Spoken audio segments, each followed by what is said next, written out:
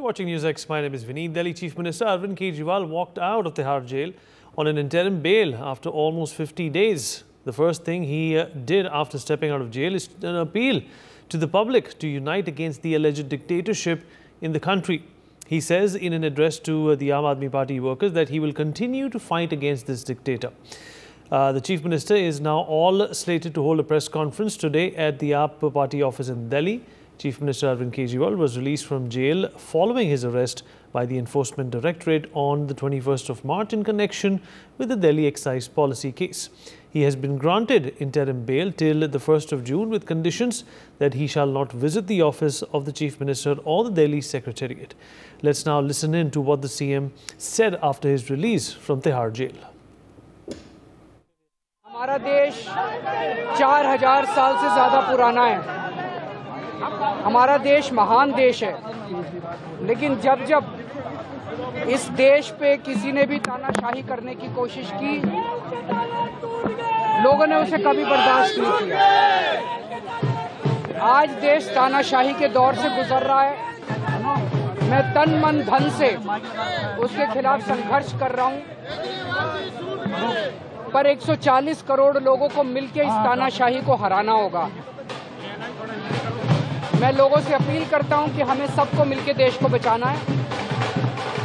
कल सुबह 11 बजे हनुमान जी का आशीर्वाद लेने के लिए हम सब लोग हनुमान मंदिर जाएंगे कनॉट प्लेस में। मैं सभी लोगों से अपील करता हूं कि सब लोग आएं, सब लोग हनुमान जी का आशीर्वाद लेंगे सर कैंपेन। और 1 बजे पार्टी ऑफिस जाएंगे, पार्टी ऑफिस में प्रेस कॉन्फ्रेंस होगी और कल शायद साउथ दिल्ली में रोड शो है, उस रोड शो में पार्टिसिपेट करूंगा भगवंत मान साहब के साथ।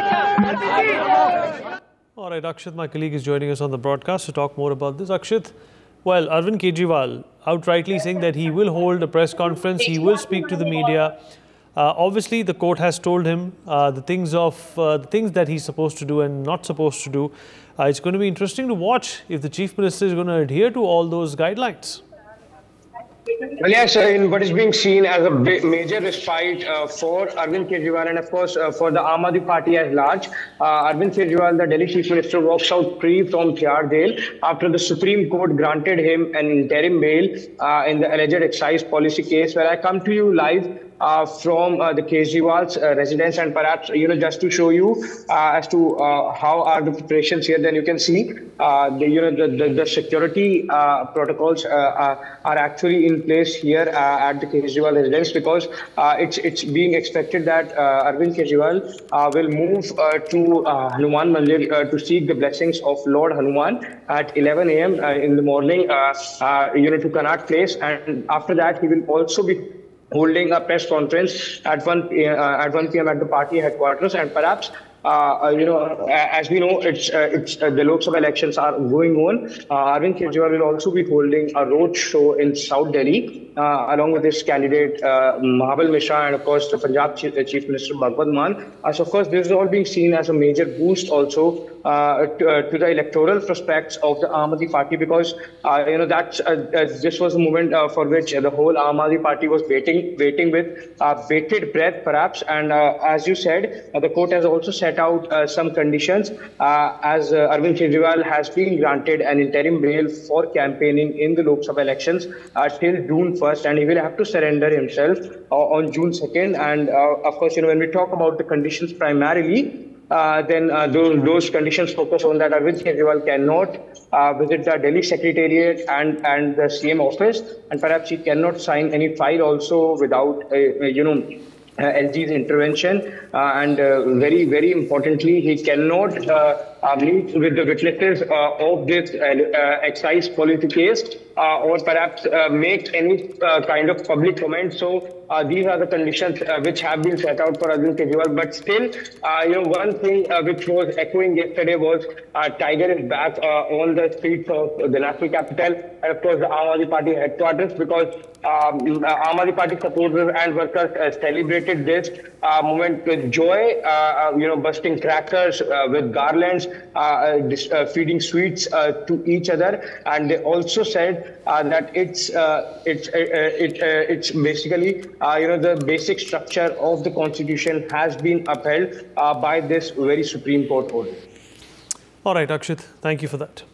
Well, we have in fact more political reactions coming in on Chief Minister Kejriwal's interim bail, both from the BJP and the opposition alliance. Listen in.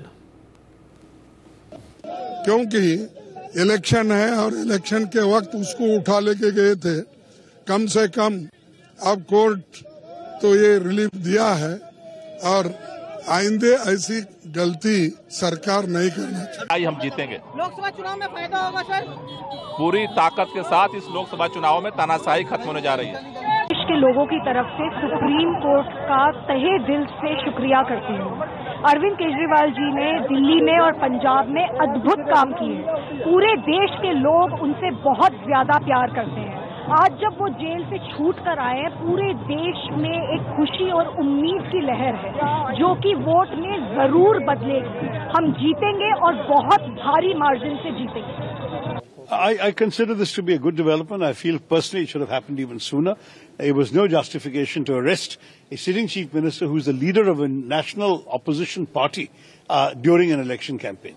They are conducting an ongoing investigation. They could have pursued it after June 4th. They had no reason to do it during a campaign. I'm glad the Supreme Court saw the same logic and gave him bail till the 1st of June when the last voting takes place. But I might add they could have even acted on this sooner. I'm sorry it took so long because for many weeks Mr. Kejriwal has been unable to campaign for his party and of course in Delhi for our alliance. बेल होता है, that's the right. वो कोई ऐसा नहीं है। जब तक आप किसी को मुजरिम नहीं साबित करते हो तब तक उसकी जगह जेल नहीं होती है, तब तक उसकी बेल उसका हक होता है। मुझे खुशी है कि अरविंद केजरीवाल जी को फाइनली बेल मिल गई, इंटीरियम बेल मिल गई। पर हम क्या कह सकते हैं, आजकल पूरे मुल्क में अंधा राज चल रहा है। किसी को भी आप जेल में डाल सकते हो और बेल मिलने में इतना वक्त लगता है, ये बहुत बुरा है। सुप्रीम कोर्ट का आज का निर्णय अरविंद केजरीवाल की दुर्दशा और उनके चेहरे पर घोटाले के दाग को स्पष्ट चित्रित करता है। उनको कुछ दिनों के लिए सशर्त छोड़ा गया है और शर्त यह है कि ना तो मुख्यमंत्री कार्यालय जा सकते हैं, ना तो सचिवालय जा सकते हैं, ना तो इस भ्रष्टाचार के केस में जुड़े अधिकारियों से वो बात कर सकते हैं।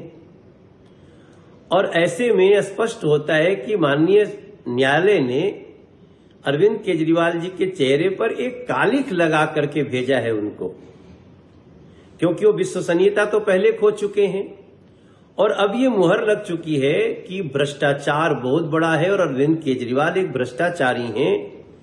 उनको सिर्फ सशर्त कुछ दिन के लिए कहा गया, जाओ भैया प्रचार करो। पूरे देश को बधाइयां देते हैं कि आज दिल्ली के सीएम श्री अरविंद केजरीवाल को माननीय सुप्रीम कोर्ट ने जमानत दी है और ये उन लोगों को एक करारा जवाब है जो देश में तानाशाही फैलाना चाहते हैं।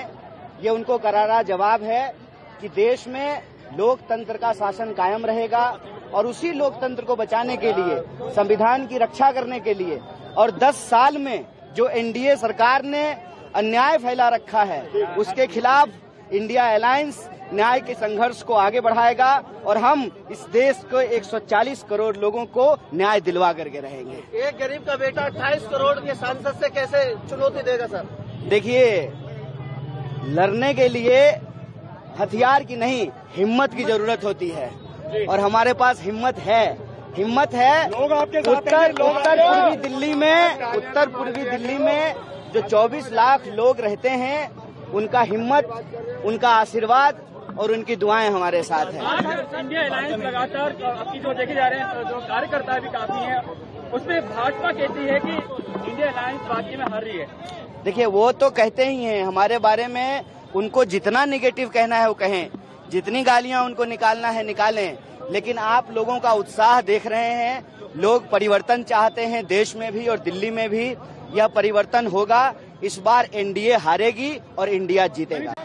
कोई विपक्ष का नेता का गिरफ्तार होता है तब विपक्ष कहती है कि लोकतंत्र खतरे में है।